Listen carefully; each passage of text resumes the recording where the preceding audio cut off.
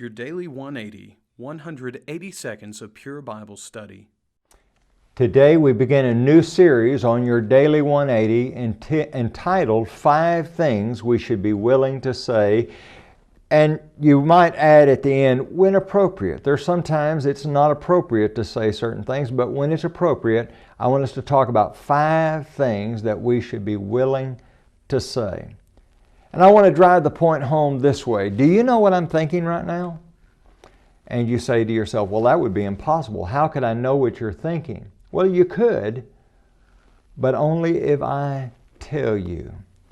And so with that in mind, I want us to understand that there are certain things that we need to say because we need to make others aware of what's in our hearts and what's in our mind. And the number one thing I want us to talk about today is when we have done wrong, we need to be willing to acknowledge it and say, I was wrong. That's so hard for some people to do. In James chapter 5 and verse number 16, there James says, confess your trespasses to one another. When we are wrong, when we've done those things, and I think generally the idea of a trespass is the idea, at least in the book of Leviticus, seems to be the idea that we have done something against another person. We've got into an area of their life where we're not supposed to be.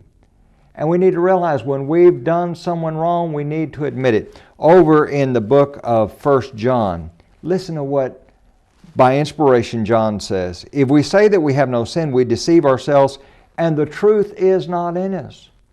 When we bow up and we say, I've not done anything wrong. I did everything that I needed to do, when in fact, we have violated someone else's rights, or we have been rude, or we have done something else that's wrong, and we say, I have no sin.